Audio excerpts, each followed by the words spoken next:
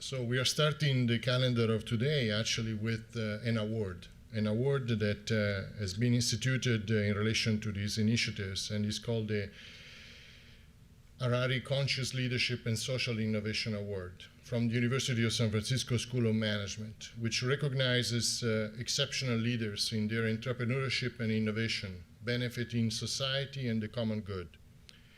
It is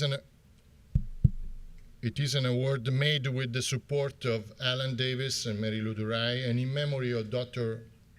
Oren Harari, who continues to inspire us for innovative and high-purpose leadership. Today, we recognize David Batstone for his exceptional leadership for social entrepreneurship, social innovation, and social impact. David Batstone is a professor of social entrepreneurship at the University of San Francisco School of Management and president for Not For Sale and co-founder of Just Business. David is a dear friend and colleague, but is also an inspiring leader for social innovation and a catalyst for driving positive change across the world, working with entrepreneurs and investors to create forward-thinking companies that return dignity to people and the planet. He's quietly leading a revolution in the way the 21st century business operations should be inspired from. A sought-after speaker and consultant to business and nonprofit alike, David shares a unique model for development and successful enterprises that creates opportunity for everyone. His groundbreaking work has earned him numerous awards, most recently the United Nations Women for Peace Association has named him a 2017 Lion Award winner for his significant contributions to women and girls in the fight against human trafficking. David is the visionary founder and managing director of Just Business, as I said earlier, and a social impact investment firm. His portfolio successful venture include Rebel, that you see also some examples outside here, the top new organic beverage in the USA, and the Z Shoes, an organic shoe company and Not For Sale, those shoes you may have seen outside here as you enter.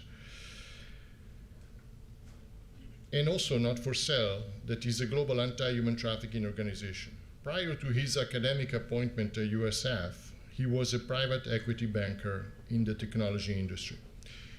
Just to get a glimpse of his incredibly inspiring work, we have put together a video clip for you of his work. Please enjoy the video. I used to love to go to a favorite restaurant, but I never recognized that this restaurant was a center of a human trafficking ring. My own backyard, slavery in the 21st century. I can't explain to you why, to me, this was a moment where, okay, this is your life calling now. I suppose another person, or even me, another time and place, I could have just walked away from it and said, wow, that was really bizarre. My favorite restaurant's a human trafficking ring. I'll just go on with my life. And I couldn't even tell you the constellation of factors that led to me to the place where I said, okay, I need to change my life. Why is it that I build successful technology companies with capital and talent when I was a venture capitalist, but when it came to a social problem like human trafficking, I rely on charity and compassion and goodness? It's raising that bar, it's raising that expectation. We're changing the world. But why are we settling for secondhand capital, secondhand technology, and secondhand talent? We've created 8 companies now because we want to create jobs and create a sustainable future rather than a charity where we're always begging for money. You can wear your values, right? I don't have to trample on people's dreams anymore. I don't have to drink their tragedy. I can celebrate living with dignity. So that's what Not For Sale is about. It's a mentality. But you got to be a rebel. You got to think differently. You got to act differently. And I want to be a part of that movement. Thank you very much for having me today. Thank you. Please welcome Dr. Professor David Batstone. Thank you. Thank you. Thank you very much. Thank you. Thank you. Excellent. Wow. In light of the Oscars, I'm hoping no one comes up and takes this award away from me right now. I said the right one. Yeah, my name is on it. Wonderful. All right. Good. The right name. Thank you. Yeah. Okay. Thank you. Thank you very much. You want me to hold this for you? Yeah, that'd be great. Thanks.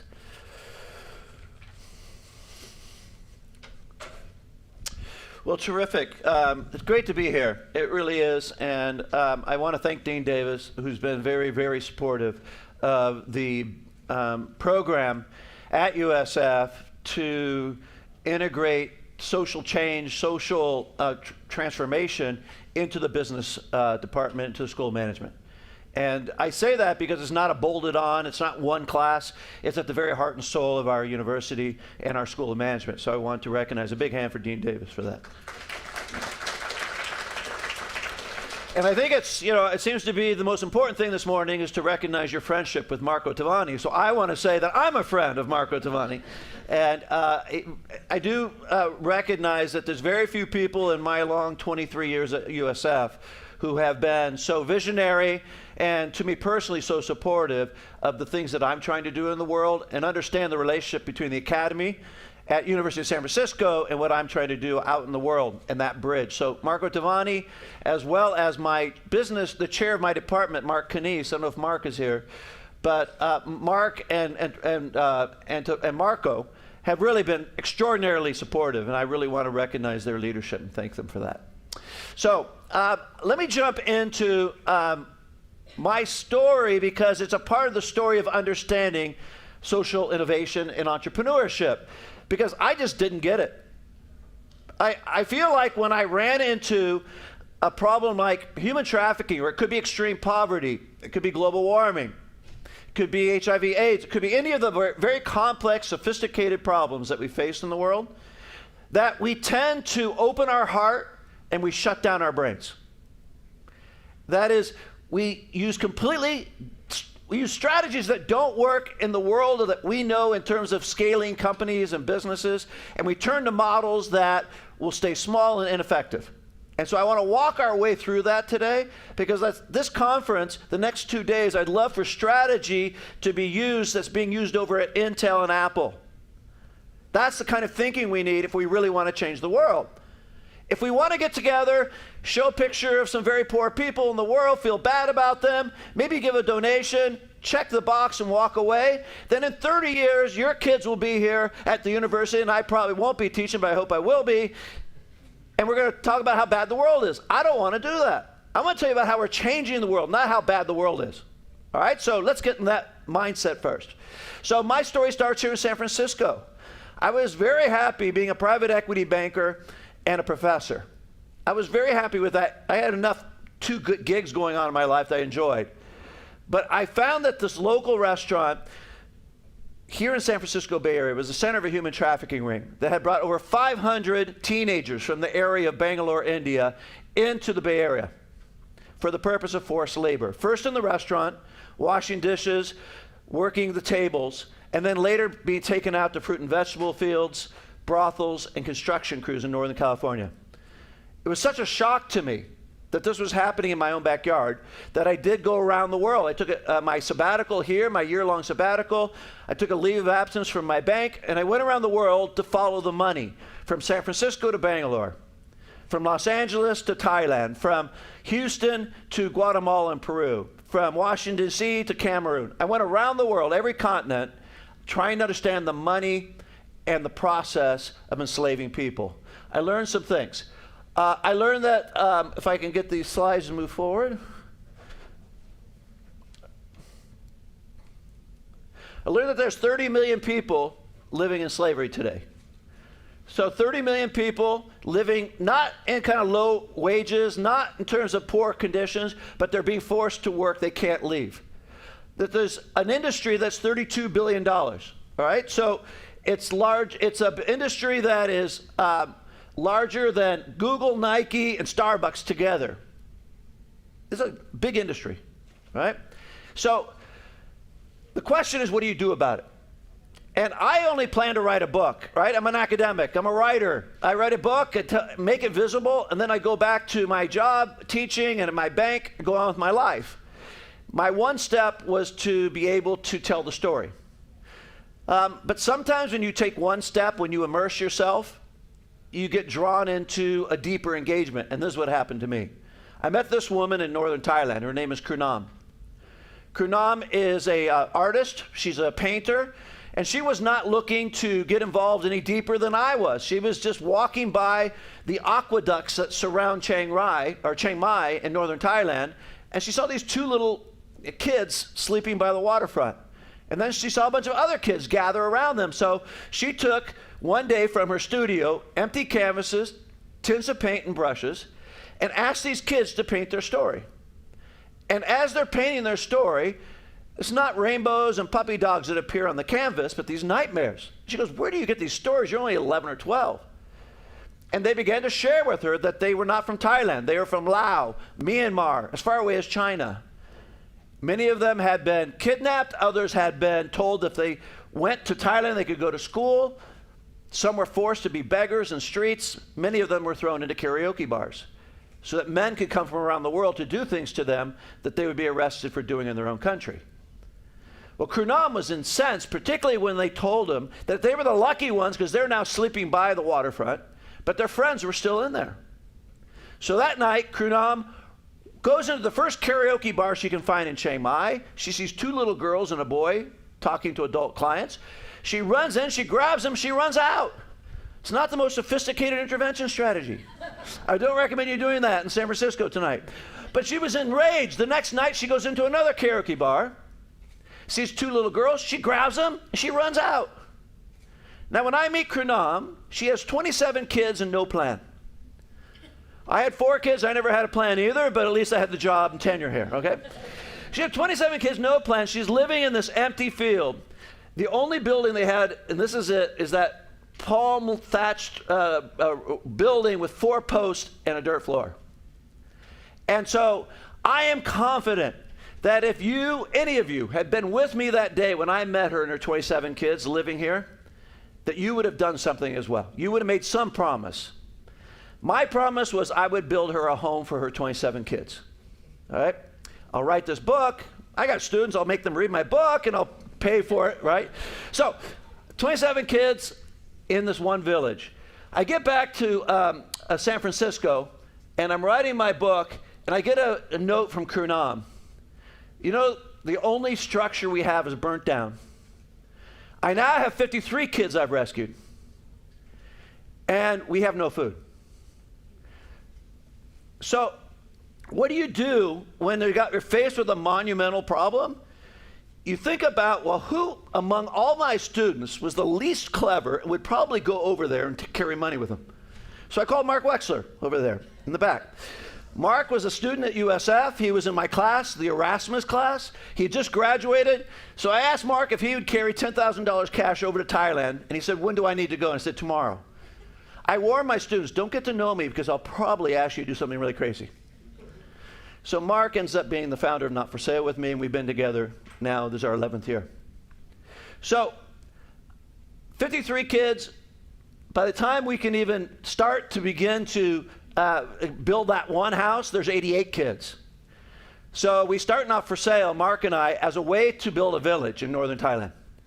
And today I just came back from over the Christmas break to visit these kids. They're growing their own food. The remarkable thing about these kids is they're stateless. That is, no one will claim them. They come from ethnic tribal groups. There's 500,000, 500,000 people living in northern Thailand. They can't go to school. They can't go to health clinics. They can't because they're not citizens. Myanmar won't claim them. Thailand won't claim them. So they're taken advantage of. They're exploited. They're easily trafficked. So in northern Thailand, what we're doing at Not For Sale, we're using education as a tool, because if you can get a university degree, you can get on the road to citizenship. So our Krunam, she's fantastic. She goes to a little local school and gets the United Nations Declaration of Human Rights. And on it, the Thai Prime Minister has signed it. And it says every child has a right to education. Now, even though legally they can't go to school, she walks into this rural schoolhouse, sees the teacher, and said, look, the Thai Prime Minister signed this. Are you going to go against him? She goes, no. So we got our kids in school. Last year, the first 2 kids in the history of Thailand, our kids, graduated from a university. 7 more are in university today. 45 are in the top boarding schools in the country. This pipeline of kids are coming through. So remarkably inspiring. But you know, I have to tell you, even as inspiring as that is, I recognize that we're helping 150 kids at any one time in our village. And as they graduate, we bring in more. But still, 150, and there's 450,000 in northern Thailand. There's 30 million in the world. And that project will never scale if that's all we do. You see, I could come here and tell you what a wonderful thing we did in this village. It's so great. You say, oh, you clap, you think it's wonderful, and we go on. We don't address the problem. There's another group of people coming, right? I mean, in fact, I feel like I'm down at the end of a river pulling bodies out. And at some point, you think about, well, how do I go upstream? How do I attack slavery or exploitation or global warming? How do we get at root causes? And how do the business models that we know work in building great companies like Twitter, Google, Facebook, Intel, how do we apply those to these problems? Now you think it's crazy, but it's not. And I wanted to explore that. Is that how do we reinvent the business model of changing the world? How do we reinvent the way we think about capital, not donations? How do we think about the best talent? I go to great universities like Harvard, MIT, and USF. And I talk to the students, and I say, look, I'm going to tell you what I'm doing. And then inevitably a student will raise his hand or her hand and say, oh my gosh, I love what you do. If I can't get a job at Goldman Sachs or Apple, I'd love to work for you. I'm like, what the hell? I don't want you if they don't want you. But there's this default understanding that we don't need the best and the brightest to solve extreme poverty, right? We don't need the best and the brightest to solve global warming. They go to Goldman Sachs. I said, look, any dummy can make money on a hedge fund. I'm trying to solve a problem that's really complex. I need the best and brightest in here, not the least. Not those who are default, I can't get a job anywhere else. Right? So how do we bring that mentality to this? Well, we began to think about this first in the Amazon area of Peru. They said, let's model it in one region of the world, and then let's scale that. In Peru, we have had a situation of kids who are in the streets, same as Thailand. They're being put into commercial sex industry at the age of 10 or 11. They're put in begging rings. So we started a shelter there. And we learned that many of these kids that we were meeting in the streets come from the Amazon, literally upstream. They come from an area where there's not much rule of law. The indigenous people, strangely enough, are not really considered citizens because they're not a part of the Peruvian nation state of the modern time, even though they've been there for thousands and thousands and thousands of years, no? So my son, who's here, also USF grad, you see, all the best and brightest come and work with us. Also my own kids. So Zachary here, he went down there and worked with these kids for a year. And he worked in the shelter. We had a program to help kids get off the street and learn surfing. I mean, what would you rather be, an ex-street kid, an ex-beggar, or a surfer? Right? Create new identities, new projects. And as we began to address this, we said, okay, let's use a business model. Now, I'm not going to tell the whole story of how we created the drink Rebel because I think many of you have already heard that, and I want to talk about newer things and new models that we're developing. But I will say this, Rebel was our first attempt to create a company where we would source the ingredients for that drink. First in the Amazon, maca root, mate, guaisana leaf, cat's claw. We bring the extracts here to the Northern California region. We make a great beverage that is unique and is really a different kind of health, bring it to the market. It's an organic health beverage. And then we return money back to those communities. So great jobs on the back end. And then as you sell it, you bring profit distribution back to the communities. First, we started in the Amazon, and then we started sourcing in South Asia. We have a ginseng, ginger root. We have 11 flavors today. Right? Eastern Europe. We go to exploited areas. We're now sourcing in 37 countries. And we track the impact of how we source. You see, everything we wear, everything we drink has a source. It has an impact. So I call it impact sourcing. You're having an impact whether you recognize that impact or not. So if you're very transparent about where you get your coffee bean, where you get your cotton, where you get your electronics, if you track it all the way back, you start to ask the question, if we were to source differently, what would be the impact on that local community? And over time, how could we measure Just like we measure the financial progress of a company, how could we measure the social progress? How can we measure what we're doing in the world? And then how do we tell that to consumers so that when you're walking into the store and you're looking at Honest Tea, Kombucha, Coca-Cola, and Rebel, you're going to be drawn to Rebel because you know the story behind Rebel and you also love the way it makes you feel. So it has to be a really quality product. You can't sell junk. I call it guiltware. You can't ask people to buy stuff they don't like. It has to be super high quality, but then you deliver on the impact and the social story behind it.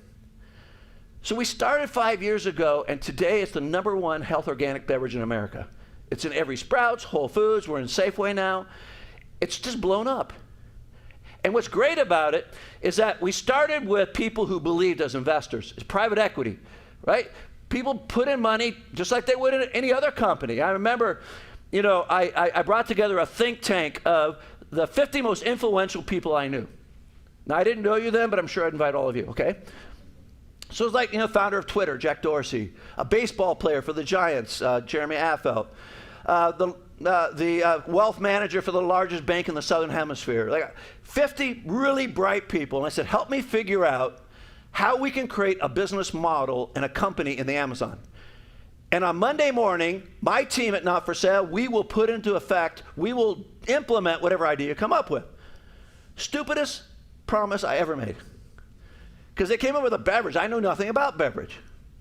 But let me walk you through that. What do you do on Monday morning? Let's say on Monday morning, you guys are going to start a beverage company. All right. Now, if I'm in the nonprofit world, oh, my cousin Marjorie has this great lemonade recipe. She always wanted to see if she could take it to right? No. If I'm in Silicon Valley, what do? I go out and find the best beverage maker in the world, and I try and get that person on board. And that's what I did. I went out, Paulo Hawken, his father's Paul Hawken, who you might know from Green Business background. Paulo, his son, is a genius at beverage. He'd already created 2 great beverages. Zico, the most recent, the formula behind Zico. So I went to Paulo and we convinced him that, you know, and what do I say? You know what, Paulo, we're a nonprofit, we don't have much money, but, you know, we got a great cause, we're going to help people in the Amazon. No! You know what? We will match and surpass any other offer you get in salary and equity that anyone else will give you. He goes, okay, I'm in. Great cause, great money, great equity. Walk away. Okay, now we got to figure out how to pay for this. This is Silicon Valley, right? You go to an investor. I got the best beverage maker in the world. And it's an idea that's incredible. And people don't want to drink Coca-Cola anymore. They want to be rebels, right? Yeah, I'd love to invest. Okay, Paulo, we're in. We're going, right? This is how you build a company. And so, you know, it took us 18 months from the idea to having beverages on the shelf. And today, it's extraordinary beverage. So, based on that, I wanted to go follow the impact, right? Because the money's been great. And who invests today? The same people invest on every other great product in Whole Foods. They're not, you know, social impact investors. They're organic beverage investors, health food investors. We have mainstream investors. Again, don't ghettoize yourself, right? Think big, don't think small. Scale large. Go for mainstream quality markets. Who am I competing against? Coca-Cola, right? I'm not competing against, you know, Guaya tea. As good as that is, I've already surpassed them a year ago. I want to be the best beverage in America, right? So, going back up the Amazon, I wanted to document. I wanted to visit the villages where we actually had impact, visit these communities. So I took Zach, who was just graduated from USF, and his best friend, Michael, who's sitting behind the camera there, and we went up the river, visited the communities. It was really extraordinary.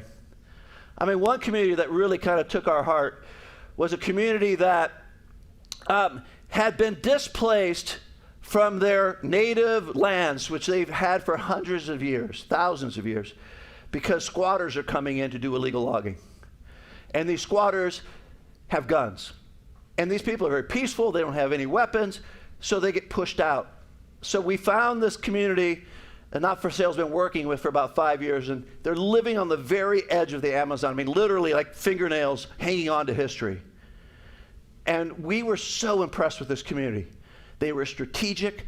They were so proud of the little piece of land they had. I mean, everything was immaculate. They had little recycling areas. They had their own medicinal garden.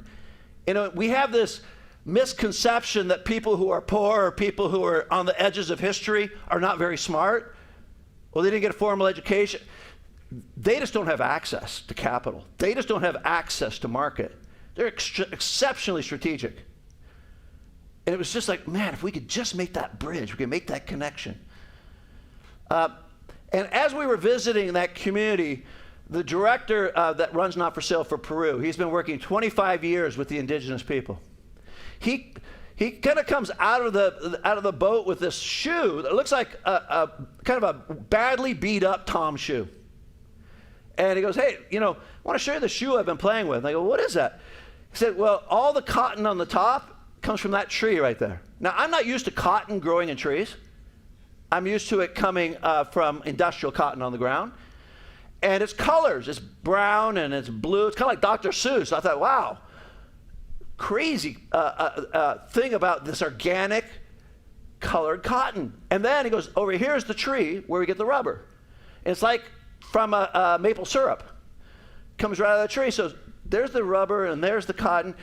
So Zach's ready to graduate, and he's like fired up for wanting to connect his experience in Peru with these street kids to something bigger.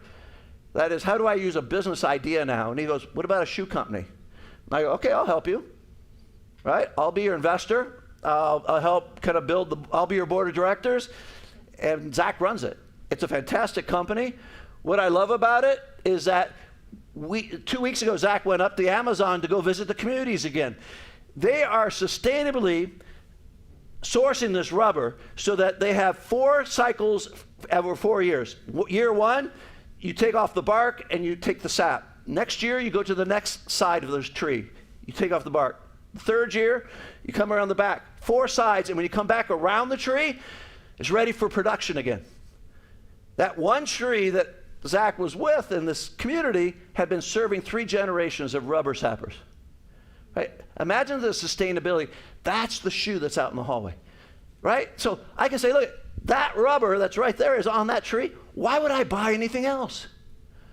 Why would you buy a shoe? I want to tell you this, because my closet's full of it. Why do I buy shoes that are going to be around 3 generations in a toxic dump because they're made in toxic chemicals, right? They're made from toxic rubber. Why would I make a shoe where the people may not have dignity and probably didn't have dignity in the production? Why would I buy that shoe? Why wouldn't I buy a shoe where I'm not trampling on people's dreams?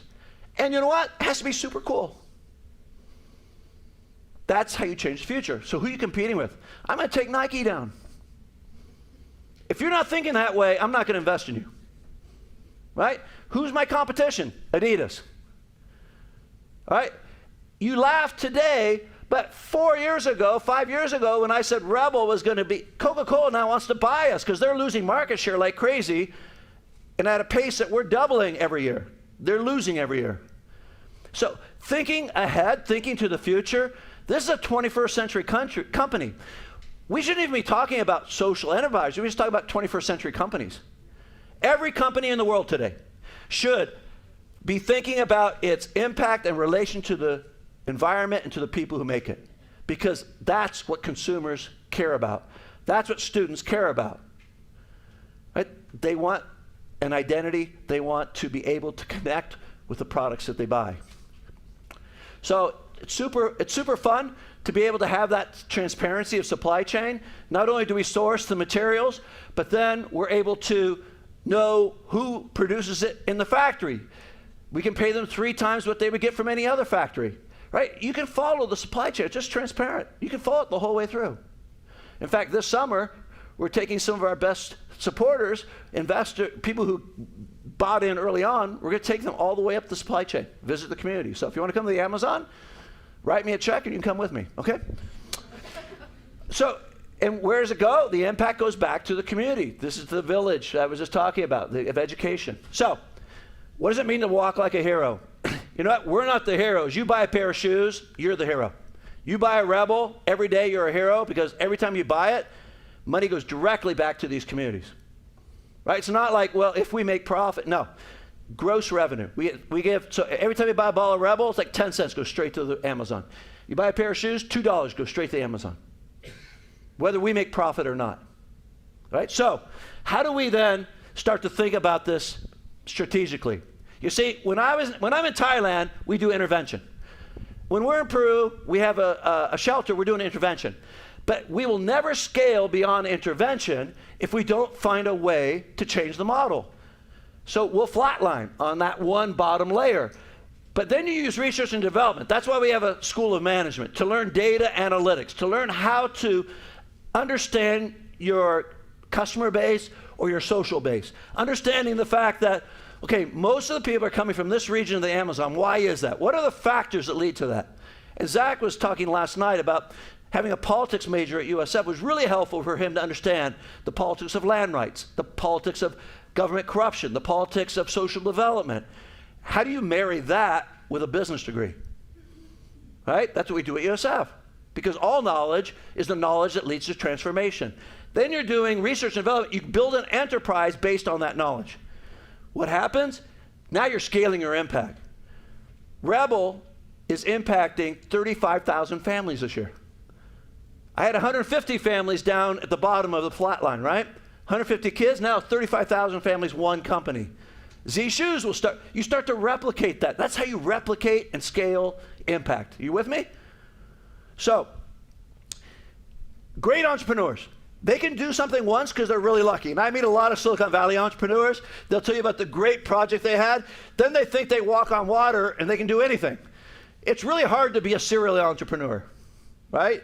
Because every time you got to start back at the bottom. You got to like scratch your way. You know, it's like it never gets easier. So, does the model work? Can you replicate it? Let's go to Holland then. We said, okay, let's try this in Holland because Amsterdam is one of the worst places for human trafficking in Europe.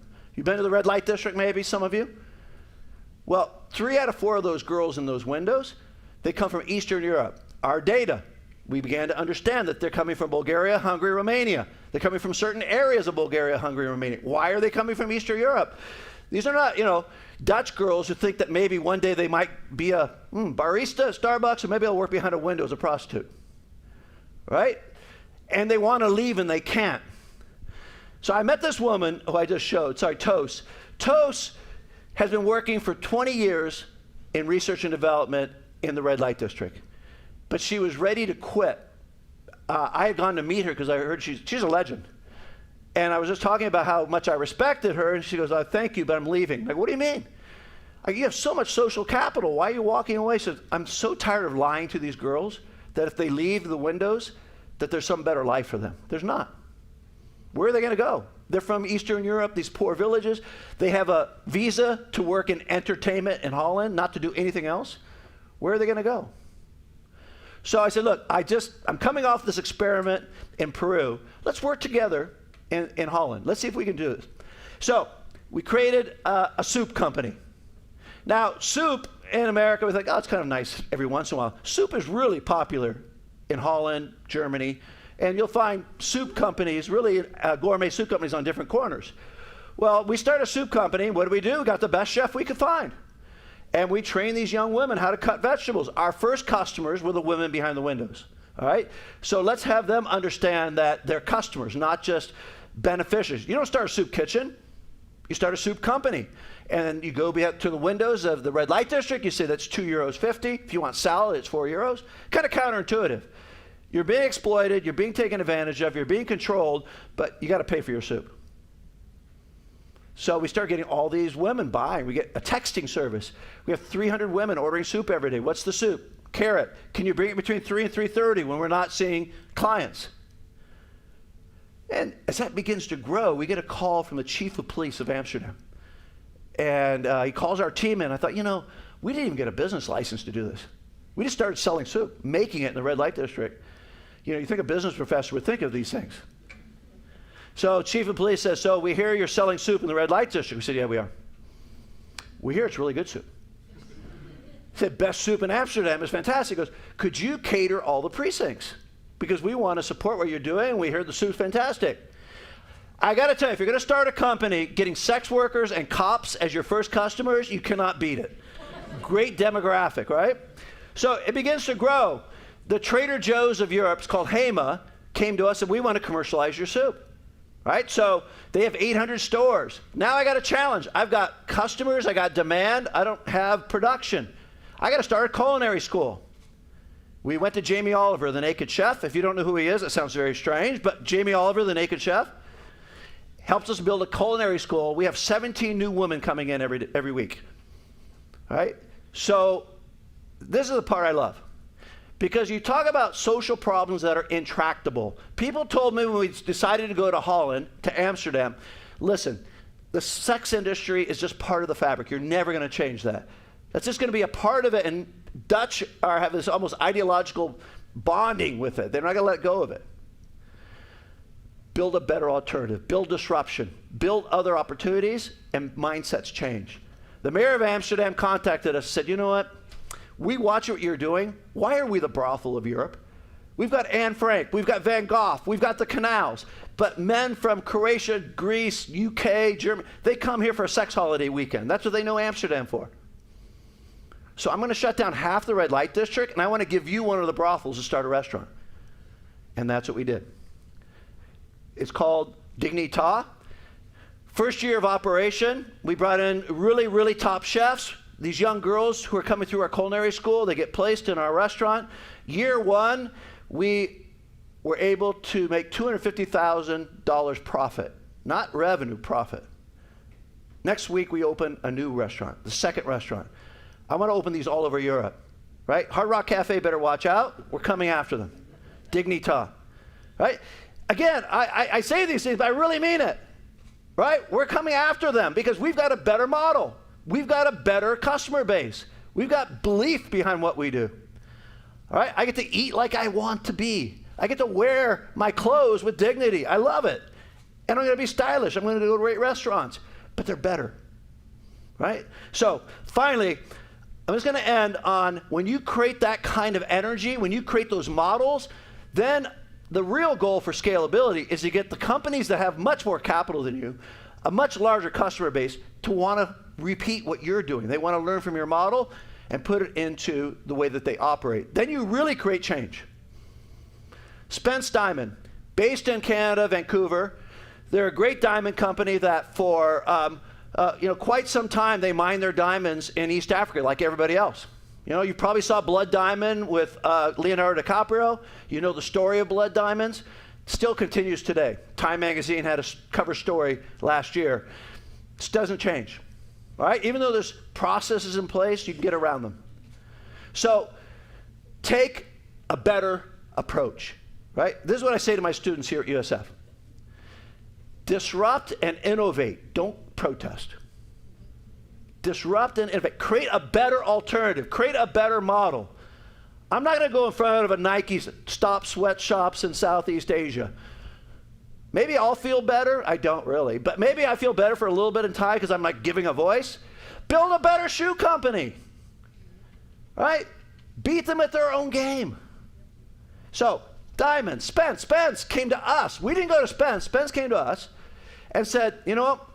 We've come up with a technology where we can use biomimicry. We can mimic what happens in the natural world. We can take a small diamond chip, and for 6 weeks we can use impulse from heat, right? Right? I forget the name. Very, very strong. Anyway, it's really strong heat. And we can make a 3-carat diamond.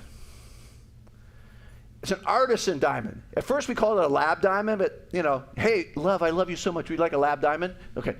You got to come up with an artisan diamond. And a diamond expert cannot tell the difference between a lab diamond or a artisan diamond and a mined diamond without using carbon dating. I was, last night, just flew in, I was in Scottsdale for the opening of Spence's new store in Scottsdale. And I saw the two diamonds up to they look identical. And they have the same price point. Right? And so I say, but Spence said we've got to be able to build that model so that someone doesn't feel that they're getting an inferior diamond, right? Oh, you didn't get me a real diamond. You didn't get me a mined diamond, right? That's the perception game. Of course, there's a great book called Stoned that talks about how De Beers created a market, a perception about scarcity and about value. So even a mined diamond is all about perception. But how do you create an artisan diamond with the same perception, and you're not relying on the kind of labor that's required for kids around the world to be exploited in this way? So what they're doing is that for every time you buy a diamond, that's an artisan diamond, we're going to give 1% to not for sale to help kids on the border of Congo and Uganda. And so now Not for Sale is working there with kids who are incredible entrepreneurs. We're starting an entrepreneurial school there. And there's 150 applicants every year for the best entrepreneurial project in that region. It could be a water project, it could be a business, it could be a better way to get product to market, and we give them a seed grant for the top 10. And at the end of a year, we also give a GoPro camera, each team. At the end of the year, the winning team gets another investment, and the winning communications team gets another great investment, all right? So you tell your story well, and you implement well. Those are two very important parts of being successful entrepreneurs in rural Africa today. So Spence is funding that whole project. Who else is going to be innovated, right? Companies, you talk to big companies today, when you see a thing like the Fortune 500 companies, only 20% are going to be around by the year 2025 or 2030. They say, you got to be scared if you're one of those companies. How are we going to innovate? How are we going to think differently? Those are the models that we can pilot, we can grow, and then we can embed inside their companies. So, Not for Sale is not going to change the world alone. We need a room full of entrepreneurs. Together, we can bring a huge difference. So this is not about, if I can't get another job, maybe I'll go for social entrepreneurship. If this is your passion, there is a world that needs you out there. In fact, if you are a senior or if you're a graduate from our program and you're looking at the Wall Street Journal and the New York Times, it's probably telling you you graduate at the worst time possible. There's no jobs out there. Are you kidding me? There's a globe full of need who are looking for entrepreneurs and innovators. I wish I was your age starting over again, knowing what I know now. Well, I just shared with you what I know, so go do it for God's sakes. We can change the world by the things that we are passionate about, our knowledge, and our network. And in this room, we have enough. If we just decided in this room, using our collective network, our knowledge, our capacity, we could make a remarkable change in the world. But what we'll do is we'll all go off in different directions. We don't network, we don't connect, we don't look for good capital, we don't build remarkable things. So we have a conference next year and talk about what we didn't do. You're with me. So I'm looking to be a part of a movement. I would love to join your movement. So get it going, and I'm ready to join. Thank you very, very much for the opportunity to be here.